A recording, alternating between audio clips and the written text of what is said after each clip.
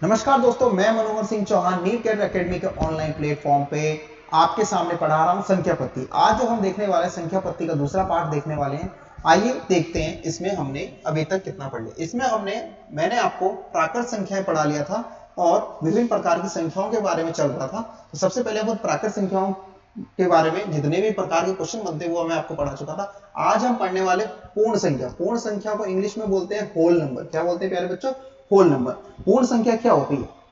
जैसा कि आपके सामने परिभाषा लिखी, शून्य सहित प्राकृत संख्याओं को पूर्ण संख्या कहते हैं। इसे होल W से दर्शाते हैं, प्रदर्शित करते हैं। ठीक है, प्राकृत संख्या के समूह में ये यहाँ से जो एक से शुरू होती प्राकृत संख्या होती है और उसमें जीरो को शामिल कर लिया जाता है, जीरो को, ठीक है, शून्य को शामिल कर लिया जाता है, तो वो पूर्ण संख्या का समूह कहलाता है। अब इसमें जो क्वेश्चन आते हैं, सबसे पहला क्वेश्चन की पूर्ण संख्या शुरू कहां से होती है?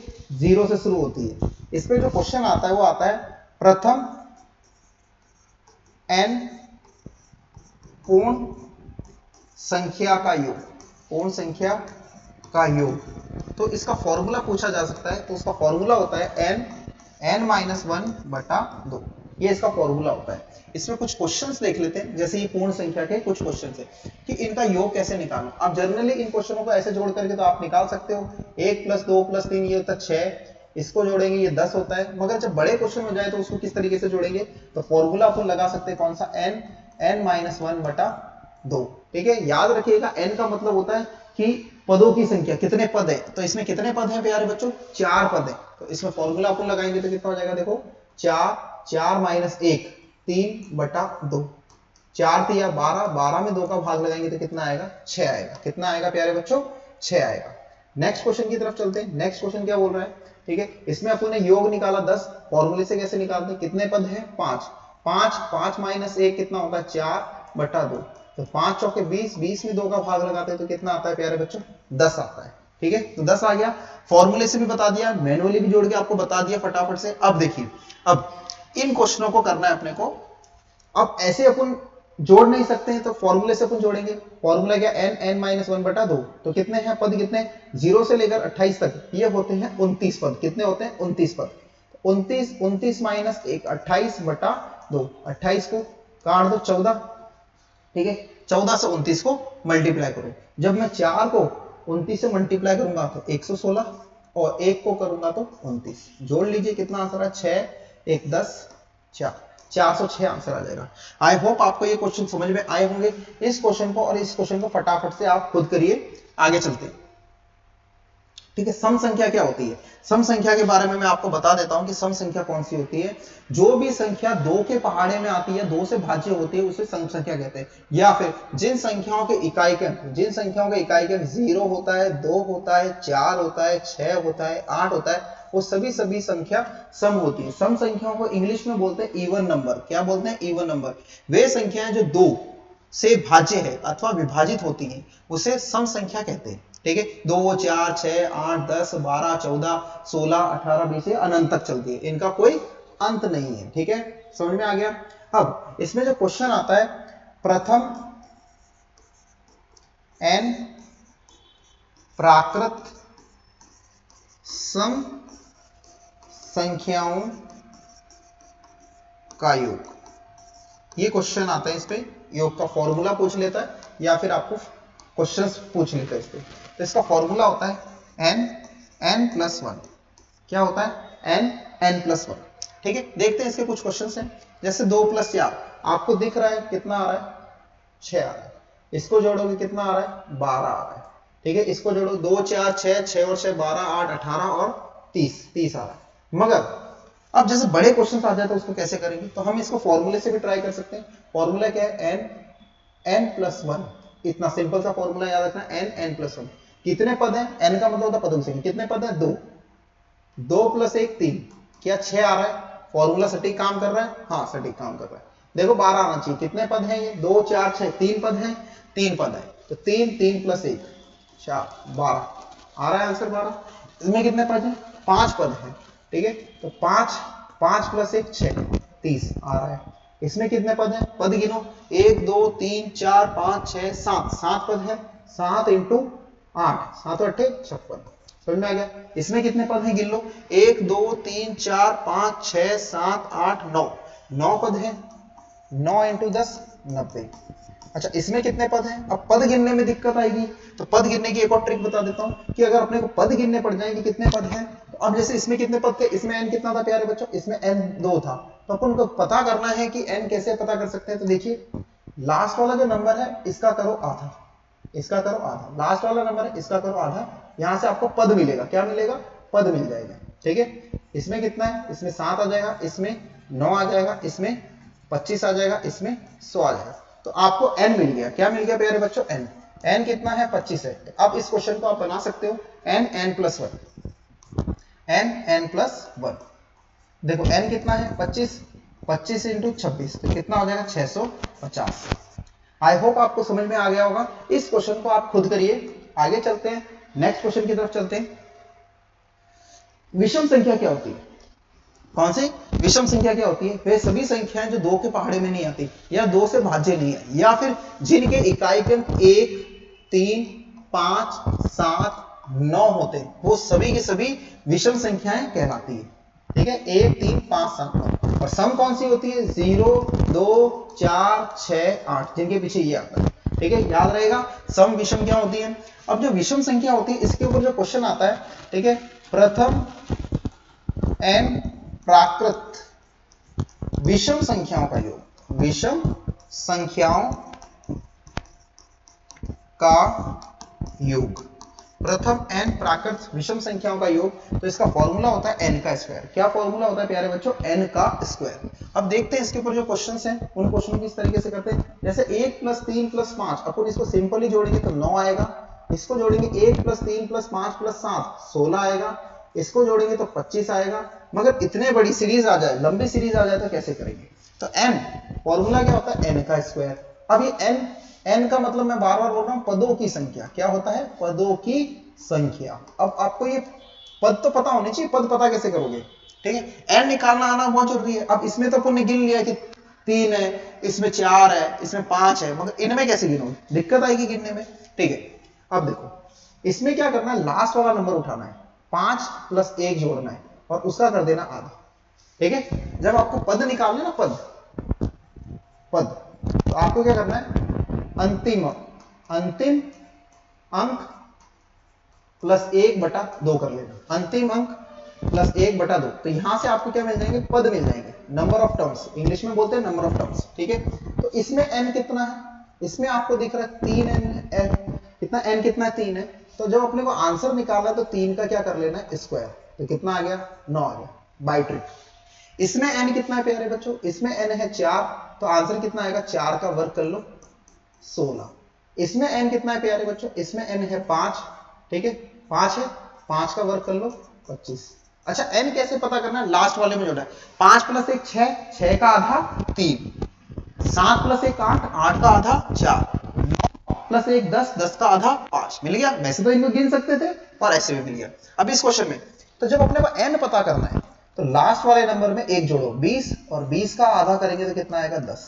अब अपने को निकालना योग, तो फॉर्मूला होता है n का स्क्वायर। तो 10 का योग, 10 का वर्ग करोगे तो कितना आएगा? 100 आ जाएगा। कितना आ जाएगा प्यारे बच्चों? 100। अब इसमें n पता करना है, तो इसमें n कितना? 49 में 1 जोड़ेंगे 50, 50, और 50 का आधा करेंगे तो कितना आ जाएगा? 25। तो n कितना आ गया इसमें? n आपके पास हो गया 25, और n का स्क्वायर योग निकालना, तो n का स्क्वायर मतलब 25 का स्क्वायर, और 25 का स्क्वायर होता है 625।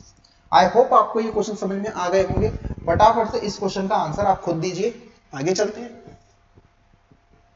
ठीक है, ये क्वेश्चन है। अब विषम संख्याओं के ऊपर अगर पदों का योग निकालना आ गया है, ठीक है, तो उनका अब वर्गमूल वाले क्वेश्चन में आते हैं, क्या लग जाता है? रूट। तो अपने को जब विषम संख्याओं का योग निकालने का फॉर्मूला होता है पदों की संख्या का स्क्वायर। जब ऊपर रूट लग जाता है प्यारे बच्चों, जब रूट लग जाता है, जैसे इसका आंसर निकालें तो कोई ना कोई आंसर आएगा, तो वो किसी ना किसी का वर्ग होगा, तो उससे ये कट जाएगा। तो आपका आंसर क्या होगा? n ही आंसर होगा। कितने पद हैं वही आंसर है। तो इस क्वेश्चन में अगर अपन जोड़ते हैं तो अपन ये देख रहे हैं कि मैं 1 और 3 और 5 को जोड़ रहा हूं तो 9 आ रहा है, और 9 का मैं वापस वर्गमूल करूंगा तो 3 ही तो आ रहा है। तो इस क्वेश्चन का आंसर कितना होगा? कितने पद है? 1 2 3, तो आंसर भी कितना होगा? 3 ही तो है इसका आंसर। समझ में आ गया? तो कितने पद है वही आंसर है। जैसे इसका आंसर आएगा, इसका आंसर 4 आएगा। देखो 4 कैसे आएगा? अगर मैं इनको जोड़ूं तो ये हो जाता है 16, और 16 का मैं वर्गमूल करूंगा तो कितना आएगा? 4 आएगा। समझ में आ गया। और फॉर्मूला लगा के यही तो बोल रहा हूं मैं आपको कि n का स्क्वायर, इसका योग करूंगा तो फॉर्मूला होता है n का स्क्वायर, स्क्वायर से वर्गमूल कट जाता है तो कितना आंसर आएगा n। मतलब इन क्वेश्चनों में आंसर क्या होगा, इन क्वेश्चनों में आंसर क्या होगा, रूट विषम संख्याओं का योग, विषम संख्या का योग जो भी है, ठीक है, विषम संख्या का योग जो भी आएगा उसका वर्गमूल करना है। क्या करना है, वर्गमूल, मतलब n आंसर आएगा। कितने पद है, तो इसमें कितने पद है, 5 ही इसका आंसर है। इसमें कितने पद है, पद कैसे पता करते हैं, पद कैसे करते हैं पता, मैंने आपको बता दिया पद कैसे पता करते हैं प्यारे बच्चों। लास्ट वाले नंबर में एक जोड़ो और उसका क्या करो, आधा करो। तो 19 है, 19 में एक जोड़ेंगे 20 और 20 का आधा 10। तो इस प्रश्न का आंसर ही कितना रहेगा, 10 रहेगा। इसका आंसर कितना रहेगा, 49 है, उसमें 50 एक जोड़ेंगे फिर उसका आधा करेंगे 25। तो इस प्रश्न का आंसर ही 25 रहने वाला है। इस क्वेश्चन का आंसर 199 में एक जोड़ेंगे तो कितना हो जाएगा 200 और 200 का आधा करेंगे कितना आएगा 100। इस क्वेश्चन का आंसर भी 100 रहने वाला है। क्लियर, समझ में आ गया। इन क्वेश्चनों के आंसर वही रहने वाले हैं, कितने पद हैं वही आंसर है। आगे चलते हैं, प्राकृत संख्याओं के वर्गों का योग। अब देखो वर्गों वाले क्वेश्चन भी आगे, प्राकृत संख्याओं के वर्गों का योग। अब इन क्वेश्चनों को भी मैं आपको बता देता हूं, ठीक है। प्रथम n, देखो फॉर्मूला में लिख लेता हूं, आप देखो, हेलो, प्रथम n प्राकृत संख्याओं के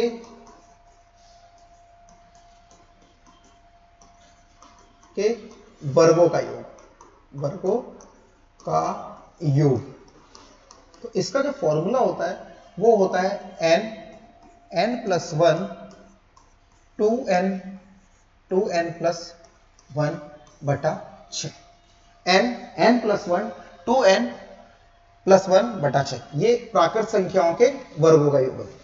और प्रथम n प्राकृत संख्याओं के घनों का योग, किसका करना है, घनों का योग करना है, घनों का योग। तो आपके पास फॉर्मूला होने वाला है n प्लस 1 बटा 2। ये फॉर्मूला आप पढ़ चुके हैं, प्रथम n प्राकृत संख्याओं का योग। उसके ऊपर वर्ग लगा दोगे तो किसमें हो जाएगा, घनों का योग हो जाएगा। जैसे कि मैं आपको एक क्वेश्चन सॉल्व करा देता हूं यहां पर, ठीक है, ये क्वेश्चन। अब जैसे 1 प्लस 2 प्लस 3 के वर्गों का योग निकालना है, तो देखो आप समझो इस क्वेश्चन को। 1 का वर्ग 1 होता है, 2 का वर्ग 4 होता है, 3 का वर्ग 9 होता है। अगर अपन इसको जोड़ेंगे तो 14 बनता है, ठीक है। इसमें 1 का वर्ग 1 होता है, 2 का वर्ग 4 होता है, 3 का वर्ग 9 होता है, 4 का वर्ग 16 होता है। 16 और 9 25, 25 और 4 25 और 30, कितना हो गया, 30 हो गया, ठीक है। 4 और 5 5, यहां पर कितना हो गया 5, 5 और 9 14, 14 और 16 30 हो गया। मगर अपन ऐसे मैनुअली जोड़ रहे हैं। अब मैं इसको फॉर्मूले से करूं, तो फॉर्मूले से कैसे होगा, ठीक है। n कितना है, n है यहाँ पर 3, तो इसको करते हैं n प्लस 1, 3 प्लस 1 4, 2n मतलब 2n प्लस 1, तो कितना हो जाएगा 2 3 दूनी 6, 6 प्लस 1 7 बटा 6, नीचे कितना आता 6। अब इसको अपन सॉल्व करें, 3 चौके 12, 12 सत्ते 84, 84 और 84 में 6 का भाग लगाओगे तो कितना आएगा, 14 आ जाएगा। कितना आ जाएगा प्यारे बच्चों, 14 आ जाएगा। ये मैंने फॉर्मूले से किया है। अब देखो नेक्स्ट क्वेश्चन और बताता हूं इसको फॉर्मूले से। फॉर्मूला देखो, इसमें कितने पद हैं, 4 पद हैं। फॉर्मूला में आपको बता रहा हूं क्या होता है, n प्लस 1 2n प्लस 1 बटा 6। अब देखिए कितने हैं, 4 4 प्लस 1 5 इंटू 2, 4 दूनी 8 और 1 9, 9 बटा 6। 4 पंजे 20, 20 को अगर मैं 9 से करूंगा तो 180 आता है, और 180 में 6 का भाग लगाऊंगा तो 30 आएगा, ठीक है। आई होप आपको ये फॉर्मूला लगाना समझ में आ गया होगा। इन क्वेश्चनों को आप खुद बनाएं, आप बना सकते हैं कि नहीं बना सकते, इनको ट्राई करें इस फॉर्मूले से, ठीक है। कैलकुलेशन है, कैलकुलेशन आपको करनी आनी चाहिए। मैंने घनों का योग वाला फॉर्मूला भी आपको बता दिया था। देखिए घनों का योग निकालने का फॉर्मूला होता है n प्लस 1 बटा 6, सॉरी 6 नहीं आता है, 2 आता है। क्या आता है, 2 आता है, 2, ठीक है। और उसके ऊपर क्या करना है, स्क्वायर कर देना है, तो आपके घनों का हो जाएगा। जैसे कि 1 का घन प्लस 2 का घन आपको निकालना है, तो आपको पता है कि 1 का घन 1 होता है और 2 का घन 8 होता है, तो अपन जोड़ेंगे तो इसको 9 हो जाता है, ठीक है।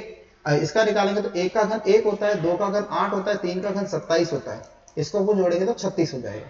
1 का घन 1 होता है, 2 का घन 8 होता है, 3 का घन 27 होता है, 4 का घन 64 होता है, इसको अपन जोड़ेंगे तो कितना हो जाएगा 27 और 9 36, 36 और 64 ये 100 हो जाएगा। मगर फॉर्मूले से किस तरीके से करेंगे, फॉर्मूले से आपको करना आना चाहिए जैसे कि उस क्वेश्चन को करते हैं। n कितना है, पदों की संख्या कितने, 2 पद है, 2 2 + 1 3 बटा 2 का स्क्वायर, 2 से 2 कट गया, 3 का वर्ग 9। इस क्वेश्चन को करते हैं 36 कैसे आ रहा है, कितने पद है, 3 3 + 1 4 बटा 2, ठीक है, स्क्वायर करेंगे तो 2 से मैं 4 को काटूंगा 2 बार, 2 3 दूनी 6 और 6 का वर्ग करूंगा तो कितना आएगा 36 आएगा। ठीक है प्यारे बच्चों, समझ में आ रहा है, चला गया 36 आएगा। अब देखिए इस क्वेश्चन को, कितने पद है प्यारे बच्चों आप खुद बताओ, 4 पद है तो n कितना है 4 है, फॉर्मूला लगाओ 4 4 + 1 5 बटा 2 इन वर्ग, 2 से 4 को काटूंगा 2 बार, 2 पंजे 10 और 10 का वर्ग करूंगा तो कितना आएगा 100 आएगा। तो आप इस फॉर्मूले को बार बार लगा करके इन सभी क्वेश्चनों को सॉल्व कर सकते हो। 3 क्वेश्चन आपको खुद करने हैं, 3 क्वेश्चन फटाफट से इन क्वेश्चनों को करिए। नेक्स्ट अब अपन पढ़ने वाले पूर्णांक। पूर्णांक क्या होते हैं इनके बारे में अपने सीखने वाले। पूर्णांक को इंग्लिश में बोलते हैं इंटीजर्स। क्या बोलते हैं प्यारे बच्चों, इंटीजर्स।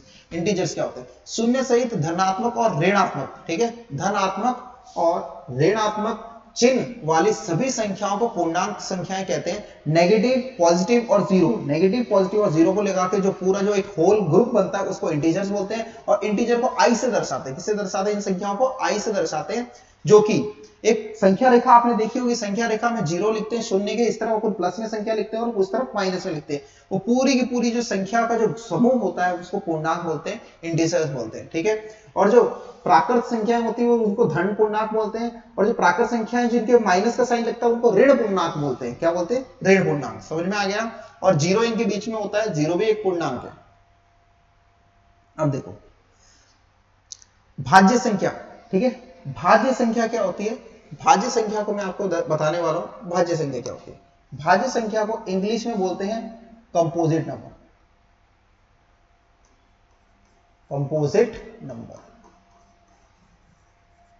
ठीक है, कंपोजिट नंबर बोलते हैं, ठीक है। वे सभी संख्याएं जो 3 या 3 से अधिक पहाड़े में आती हैं उनको भाज्य संख्याएं बोलते हैं। वे सभी संख्याएं जो 3 या 3 से अधिक पहाड़ों में आती है उसको भाज्य संख्या बोलते हैं। ऐसी संख्या जो एक और स्वयं के अलावा किसी दूसरी संख्या के से विभाज्य हो उसे भाज्य संख्या बोलते हैं, ठीक है। डिविजिबल मोर देन 3 नंबर्स, ठीक है, 3 और मोर देन 3 नंबर्स।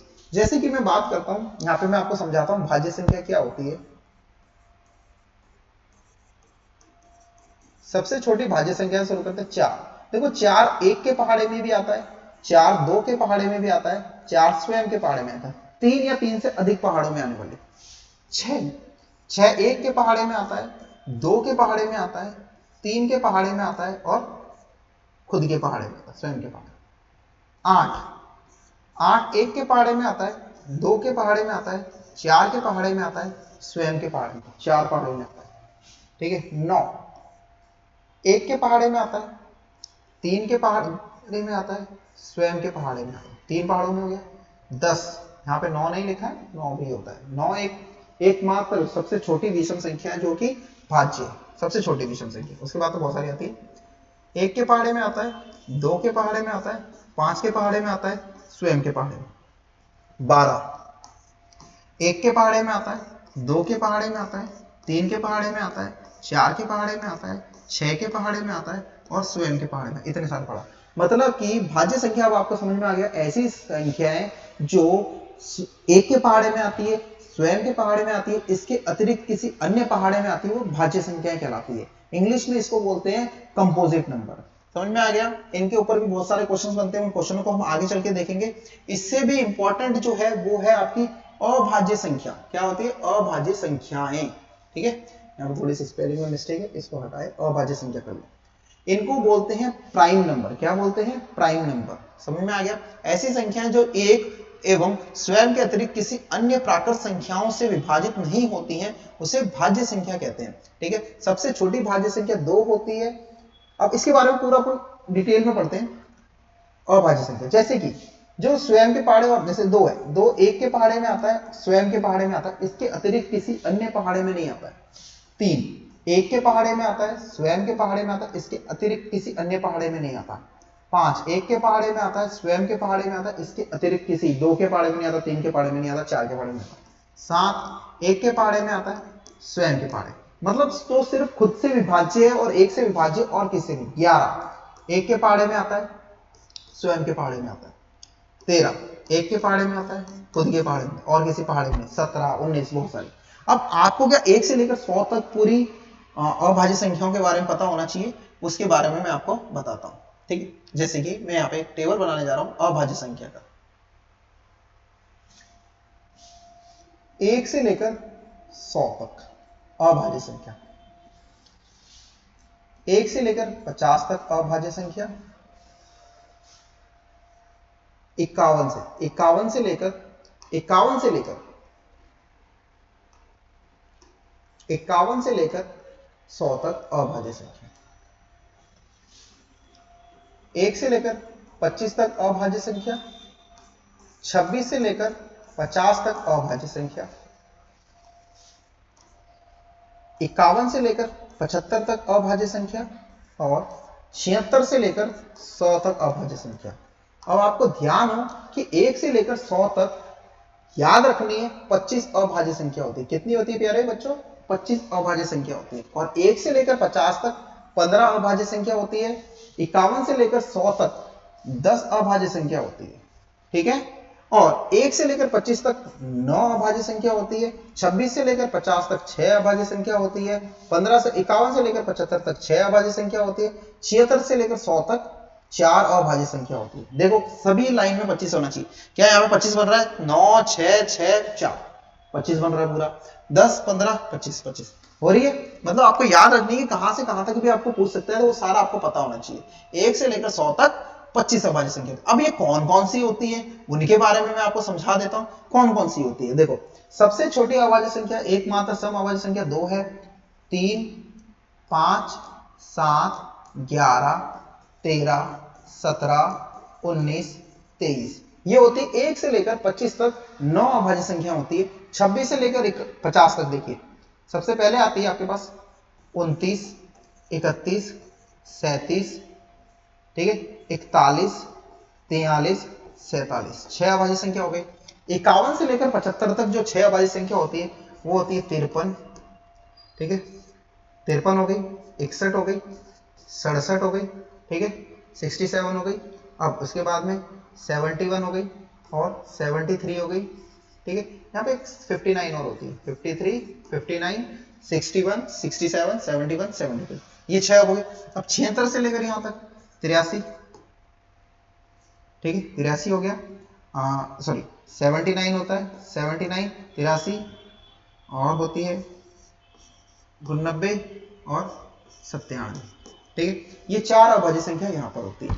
ये हो गई 1 से लेकर 100 तक अभाज्य संख्या। इसको आपको बहुत अच्छे से लर्न करना है, ठीक है। अब इनके ऊपर क्वेश्चन भी आते हैं, उन क्वेश्चनों को भी देख लेते हैं। 1 से लेकर 100 तक कितनी अभाज्य संख्या होती है प्यारे बच्चों? 1 से लेकर 100 तक कितनी अभाज्य संख्या होती है? फटाफट से बताओ। 25। 1 से लेकर 25 तक 9, 1 से लेकर 50 तक 15 अभाज्य संख्या, 1 से लेकर 75 तक, 1 से लेकर 50 तक कितनी होती है? 15 होती है। और 1 से लेकर 50 से लेकर 75 तक 6 होती है, तो कितनी हो जाएगी? 21। सबसे छोटी अभाज्य संख्या 2 होती है। एकमात्र सम अभाज्य संख्या 2 होती है। 2 के बाद जितनी भी सम संख्या है वो अभाज्य में नहीं आती, वो सारी की सारी भाज्य में आती है। सबसे छोटी विषम अभाज्य संख्या कौन सी होती है? 3 है। सबसे बड़ी एक अंक वाली अभाज्य संख्या कौन सी है? 7 है, ठीक है। ये क्वेश्चंस एग्जाम में आते रहते हैं। सबसे छोटी 2 अंक वाली अभाज्य संख्या कौन सी? सबसे छोटी 2 अंक वाली अभाज्य संख्या 11 है। सबसे बड़ी 2 अंक वाली अभाज्य संख्या 97 है, ठीक है। सबसे छोटी 3 अंक वाली अभाज्य संख्या 101 होती है। सबसे बड़ी 3 अंक वाली अभाज्य संख्या सबसे बड़ी 3 अंक वाली थी 997।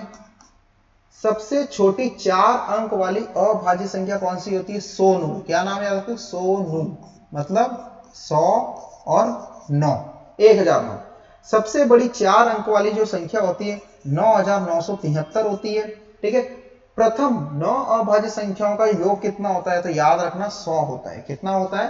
100 होता है। ये वेरी वेरी इंपॉर्टेंट क्वेश्चन है जो मैंने आपके सामने लिखे हैं। ये आर्मी के पेपर में बार बार पूछे जाते हैं। ठीक है, इनको याद रखना बहुत जरूरी है। अब अपन पढ़ेंगे परिमेय संख्या। परिमेय संख्या क्या होती है? रैशनल नंबर, इंग्लिश में बोलते हैं रैशनल नंबर। ऐसी सभी संख्याएं जिनको हम p बटा q के रूप में दर्शा सकते हैं, जिसमें q शून्य के बराबर नहीं होना चाहिए, परिमेय संख्याएं कहलाती है। वे संख्याएं जिनको p बटा q के रूप में लिखा जा सकता है, परंतु इसका हर q जो है 0 के समान नहीं होना चाहिए, परिमेय संख्या कहलाते हैं। इसमें ऊपर वाले को अंश बोलते हैं, नीचे वाले को हर बोलते हैं। यहाँ जो q का समान जो मान होता है वो शून्य के बराबर नहीं होता है। तो जितनी भी आपने प्राकृत संख्या पढ़ी है वो भी परिमेय में आती है। जितनी भी आपने सम, विषम, पूर्णांक, पूर्ण, पूर्णांक वगैरह जितनी भी संख्या भाज्य अभाज्य पढ़ी, सब के सब परिमेय संख्याओं में आते हैं। ठीक है, और जितने भी प्रतीक चिन्ह होते हैं या फिर जितनी भी रूट वाली संख्या होती है जिनका वर्गमूल पूर्ण रूप से नहीं निकलता है, वो सारी की सारी अपरिमेय संख्याएं होती है। अब एक आता है पाई की बात करते हैं। जो पाई है, पाई एक प्रतीक चिन्ह है, ये अपरिमेय संख्या है। अपरिमेय संख्या है। ठीक है, पाई एक प्रतीक चिन्ह है, अपरिमेय संख्या है। और मैं आपको बता दूं 22/7 क्या है? परिमेय संख्या है। क्या है? परिमेय संख्या है। समझ में आ गया? याद रहेगा। अब देखो काफी क्वेश्चन आते हैं बच्चों के कि परिमेय संख्या और अपरिमेय संख्याओं का क्या क्या होता है। मैं आपको बताता हूं, मल्टीप्लाई गुणा करने पर क्या आता है, भाग देने पर क्या आता है, ये सब मैं आपको बात कर रहा हूं। मैंने एक संख्या ले ली √2 और एक √8 है। ये दोनों की दोनों अपरिमेय संख्या है। दोनों की दोनों कैसी संख्या है? अपरिमेय संख्या। अब मैं दोनों को जोड़ता हूं तो √2 और √8 को लिख सकता हूं 2√2 जिसके आगे कुछ नहीं है, इसके आगे 1 होता है। ध्यान रखना √8 को 2√2 भी लिख सकते हैं। तो इसका जो आंसर रहेगा वो रहेगा 3√2। तो अपरिमेय अपरिमेय, ये भी अपरिमेय है और ये भी अपरिमेय संख्या है। तो अपरिमेय का योग हमेशा अपरिमेय ही रहेगा, अपरिमेय ही रहेगा। अब √2 माइनस 2√2 जो 8 है उसको बोल रहा हूं, तो इसको जब माइनस करेंगे एक में से इसमें जाएगा तो 1√2 रहेगा। ठीक है, तो ये रहेगा आपके पास अपरिमेय। अपरिमेय मगर ध्यान रहेगा अगर ये सेम होता है √2 और -√2 दो अपरिमेय समान संख्या है, उनको माइनस करते हैं तो आंसर 0 आता है, जो क्या परिमेय। मतलब कि माइनस इनका परिमेय हो सकता है, मगर योग हमेशा अपरिमेय आता है। ये चीज मैंने आपको समझा दी। और समझाता हूं आपको, √2 इंटू √8, √2 को √8 से गुणा करते हैं तो √16, और √16 का वर्गमूल आता है 4। ठीक है, और √2 को मैं √3 से गुणा करता हूं तो √6 आता है। देखो तो ये तो हो गया परिमेय संख्या, मतलब कि गुणा जो है वो परिमेय भी हो सकता है, और जो यहाँ पे √6 आया है वो अपरिमेय भी हो सकता है। तो परिमेय और अपरिमेय संख्याओं का गुणा या तो परिमेय भी हो सकता है, अपरिमेय भी हो सकता है। और ऐसे ही यही सेम चीज किस पे लागू होती है? भाग पर भी लागू होती है। समझ में आ गया? भाग पर भी लागू होती है कि अगर मैं √2 में √8 का भाग लगाऊं, √8 को लिख सकता हूं 2√2 से √2 कट जाएगा 1/2, तो ये परिमेय संख्या आ गई। ठीक है, और √2 में अगर मैं √3 का भाग लगाऊं, ठीक है, तो √2 में √3 का भाग नहीं जाएगा, ऐसे लिखे तो ये अपरिमेय संख्या आ गई, तो परिमेय होगा। गुणा भाग में परिमेय अपरिमेय हो सकता है, मगर योग हमेशा अपरिमेय देगा, माइनस अपरिमेय परिमेय हो सकता है। ठीक है, ये मैंने इसकी डिटेल आपको समझा दी। आगे चलते हैं। अब ये संख्याओं का मैं चार्ट आपको मैं वापस से बनाता हूं। सबसे पहले, ठीक है, जो अपन ने पढ़ाई करी पढ़ रहे हैं, ठीक है, संख्याओं के प्रकार है ना, इसका मैं एक रफ चार्ट बनाता हूं, संख्याओं के प्रकार। ठीक, इसके बाद अब संख्या दो प्रकार की होती है जो अपन पढ़ रहे हैं कॉम्पिटिशन में, वो होती है वास्तविक संख्या। इसलिए मैंने संख्याओं को पहले छोटा छोटा ज्ञान दे दिया, टेबल में बाद में पढ़ा रहा हूं, क्योंकि मैं इसको पहले समझाता तो आपके समझ में कुछ नहीं आता। एक होती है वास्तविक, एक होती है काल्पनिक। ठीक है, काल्पनिक संख्या। काल्पनिक संख्या, जिसको इमेजिनरी नंबर भी बोलते हैं, ठीक है, इमेजिनरी नंबर। अब जो वास्तविक संख्या, इसको इंग्लिश में तो बोलते हैं रियल नंबर, ठीक है, रियल नंबर बोलते हैं। वास्तविक संख्या दो प्रकार की होती है, जो मैं अभी पीछे पढ़ाया। एक तो होती है परिमेय संख्या, परिमेय संख्या, जिसको इंग्लिश में तो बोलते हैं रैशनल नंबर, और एक होती है अपरिमेय संख्या, अपरिमेय संख्या, जिसको इंग्लिश में बोलते हैं irrational number, irrational number, irrational number, ठीक है। आगे देखते हैं। अब परिमेय संख्या के अंदर अपन ने क्या क्या पढ़ा। सबसे पहले अपन ने पढ़े प्राकृत संख्या। सबसे पहले जो मैंने शुरुआत करी तो प्राकृत संख्या से शुरुआत करी, जिसको इंग्लिश में बोलते हैं नेचुरल नंबर। क्या बोलते हैं प्यारे बच्चों? Natural number. और उसके बाद मैंने आपको पढ़ाया पूर्ण संख्या। क्या पढ़ाया? पूर्ण संख्या, जिसको इंग्लिश में बोलते हैं होल नंबर। क्या बोलते हैं? Whole number. उसके बाद मैंने आपको पढ़ाया पूर्णांक, पूर्णांक, ठीक है, इसको बोलते हैं इंग्लिश में इंटीजर्स। उसके बाद में आपको ने सम पढ़ा, इवन नंबर जिसको बोलते हैं इवन नंबर। और उसके बाद आपको मैंने विषम पढ़ाया, विषम को बोलते हैं ऑड नंबर। उसके बाद में मैंने आपको पढ़ाया भाज्य संख्या, भाज्य संख्या, भाज्य संख्या को इंग्लिश में बोलते हैं कंपोजिट नंबर। और अभाज्य संख्या, अभाज्य संख्या, अभाज्य संख्या जिसको अपन बोलते हैं प्राइम नंबर, प्राइम नंबर। एक और होती है सह अभाज्य संख्या। सह अभाज्य संख्या प्यारे बच्चों जो होती है इसको बोलते हैं को प्राइम नंबर, बोलते हैं को प्राइम नंबर। ऐसे नंबर, ऐसी दो संख्याओं का जोड़ा जिनका मसप एचसीएफ कितना है? 1 है। वो भाज्य भी हो सकती है, अभाज्य भी हो सकती है। जैसे कि मैं आपको इसका बता देता हूं, जैसे 2 और 6 है तो इनका, सॉरी 3 और 6 है, सॉरी 4 और 5 है, ये तो भाज्य है और ये अभाज्य है। मगर इनका अगर मसप एचसीएफ क्या आ रहा है? 1 आ रहा है, तो ये दोनों क्या को प्राइम है। क्या है? को प्राइम है। जिनका मसप 1 आता है वो अभाज्य, सह अभाज्य संख्या कहलाती है, ठीक है। आगे चलते हैं। अब जो हम पढ़ने वाले हैं भाजकता के नियम। क्या पढ़ने वाले हैं प्यारे बच्चों? भाजकता के नियम। अब भाजकता के नियम में मैं आपको समझाने वाला हूं 2 का भाजकता का नियम। किसका? 2 का भाजकता का नियम। वे सभी संख्याएं जो 2 के पहाड़े, जो भी 2 के पहाड़े में आती हैं, उनके पीछे यदि 0, 2, 4, 6, 8 आ रहा है, वो सभी संख्या किससे भाज्य होगी? 2 से भाज्य होगी। जब भी आपको 2 के भाजकता का नियम का कोई क्वेश्चन आता है तो आपको इकाई अंक देखना है। क्या देखना है? इकाई अंक देखना है। क्या इकाई के अंक में 2 का भाग जा रहा है? अगर इकाई के अंक में 2 का भाग जा रहा है तो वो पूरी की पूरी संख्या 2 से भाज्य होगी। समझ में आ गया? 242, 524, 766 और 598, इनके देखो पीछे के जो इकाई के अंक है वो क्या है? 0, 2, 4, 6, 8 है ना, ठीक है। तो इनसे अपन पकड़ सकते हैं। अब सबसे इंपॉर्टेंट आता है 3 के भाजकता का नियम, और वही नियम किस पे लागू हो जाता है अपने पास? 9 के भाजकता के नियम में। कोई भी संख्या 3 से भाज्य होगी यदि उसके अंकों के योग में 3 से भाज्य भाग जाता हो। अंकों के योग में क्या करना है? अंकों के योग में, मोस्ट इंपॉर्टेंट लाइन है अंकों के योग में। जैसे कि 2, 1, 6, 216 है, इनका अंकों का योग कितना आ रहा है? 9। मतलब 9 में 3 का भाग जाता है तो 216 में भी 3 का भाग जाएगा।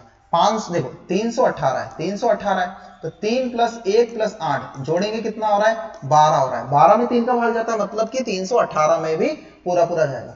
513, 513 जोड़ो, 5 + 1 + 3 कितना हो रहा है? 9। 9 में 3 का भाग जाता है, मतलब 513 में भी 3 का पूरा पूरा भाग जाएगा।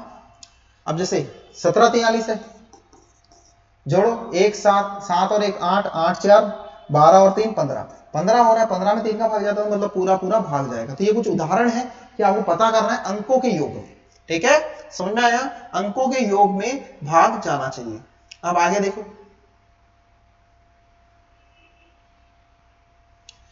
इसको देखो, कोई भी संख्या 4 से भाज्य होगी यदि उसके दहाई और इकाई के अंकों से बनी संख्या 4 से भाज्य हो। मतलब कि दुनिया में कोई भी संख्या है, अगर आपको पता करना है कि उसमें 4 का भाग जाता है या नहीं जाता है, तो आप क्या करोगे? लास्ट के 2 नंबर में, लास्ट के 2 नंबर में 4 का भाग लगाओगे। किसका भाग लगाओगे? 4 का भाग। तो 16 में 4 का भाग जाता है? हाँ जाता है। तो इस पूरी संख्या में 4 का भाग जाएगा। 24 में 4 का भाग जाता है? हाँ जाता है। इस पूरी संख्या 1524 में 4 का भाग जाएगा। 1864 है, क्या 64 में 4 का भाग जाता है? हाँ जाता है। तो 1864 पूरा का पूरा नंबर ही 4 से भाज्य है।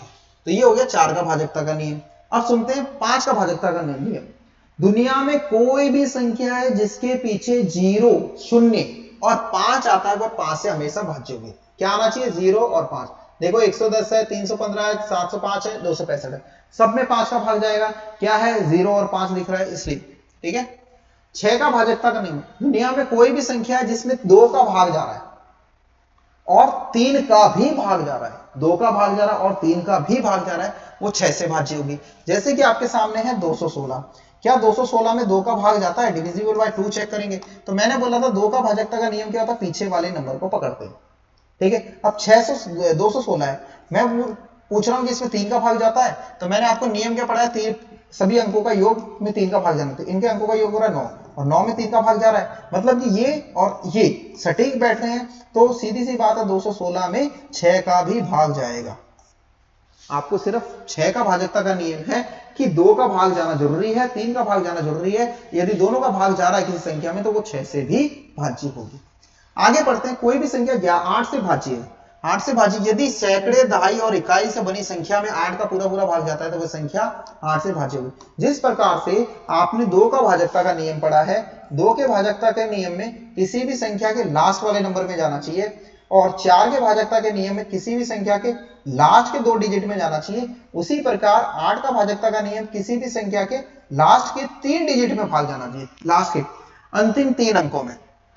ठीक है। अगर अंतिम 3 अंकों में भाग जा रहा है तो वह संख्या आपकी जो होगी वो 8 से भाज्य होगी। जैसे कि मैंने आपके सामने क्वेश्चन लिखा है कि 97,128 में क्या 8 का भाग जाता है, तो आप क्या करोगे? 128 में 8 का भाग लगाओगे।